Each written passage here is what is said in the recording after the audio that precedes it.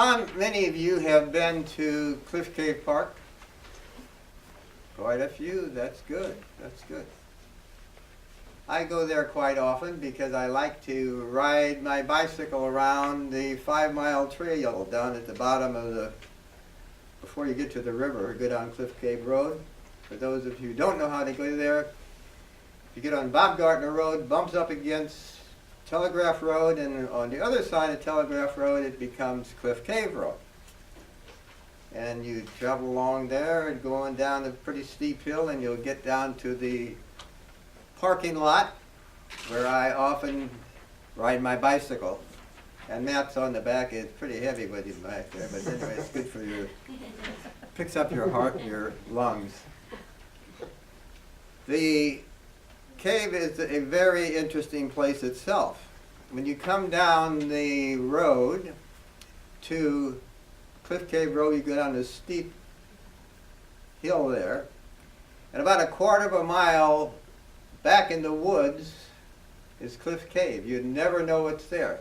The reason you would know it is there is because there's no sign, nothing to indicate that there's a cave there. And it's, even if you knew it was there, it's hard to get to. But it's an interesting place because they say that maybe 500 to 1,000 years ago, the Indians used that cave. River pirates used that cave. Confederate soldiers used the cave. Bushwhackers. It became a winery at one time and was a tavern that many of the river people that were plowing up and down the Mississippi in those days stopped by to hoist a few. I even understand that Anheuser-Busch had some of their beverages cooled in Cliff Cave. How many of you have been in Cliff Cave? Raise your hands. 3, 4. Well, if you've been in there recently, you had a good trick because they have covered the front of it with something like a chain link fence, so you can't get in it. So if you haven't been in there so far, it's going to be tough for you to get in there now. Now there was a situation back in 1993, actually July the 23rd, 1993, when the counselors at the St. Joseph's Home for Boys, this was back when anybody could go to Cliff Cave, so nobody worried about you, could just go in there. They decided to have a field trip to Cliff Cave. So 16 boys, 6 counselors climbed into the bus, headed out to Cliff Cave. Now when they got there, it started to rain. Some of them got out, they all went into the cave, and then it started raining harder. Some of them got a little spooky and came out of the cave. But I want to tell you a little bit about the way the cave is shaped, and those of you who've been there know how it is. The front of the cave is probably as high as the ceiling here when you go into the mouth of the cave. Go back about 75 or 80 feet and turns to the left. And when it does that, it starts coming down to the point where it's only about 2 foot high. So 7 people, 2 counselors and 5 boys, said, well, we're going to stay in here and do some more exploring.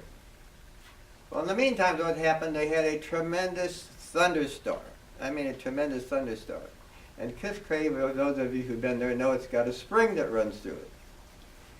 That spring never goes dry. I've been there, go there almost every week, and I've never seen it dry. And no matter how dry it gets in the summer, it's always got water running through it.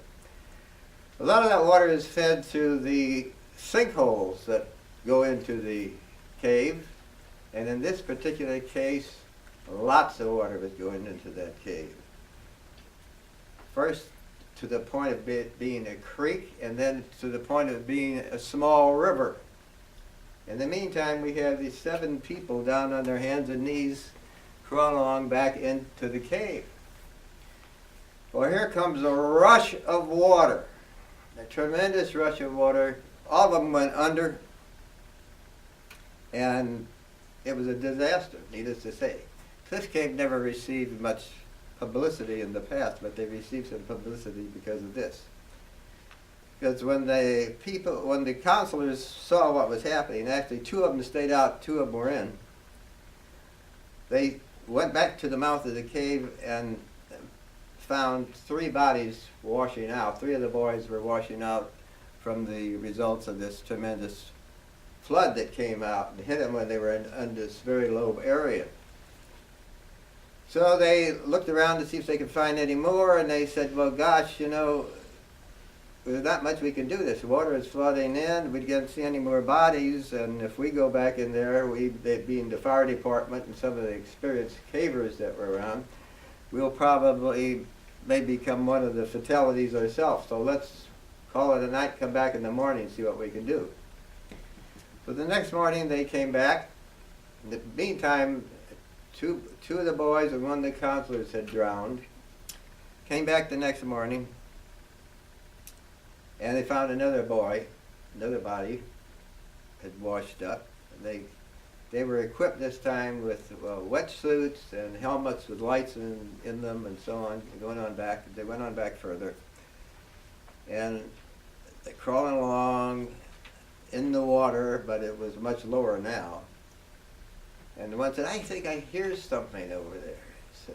So they went toward the noise, and there they found one of the boys, Gary Myler, M-A-H-E-R by name, shivering to the point where he was about ready to die with a hypothermia.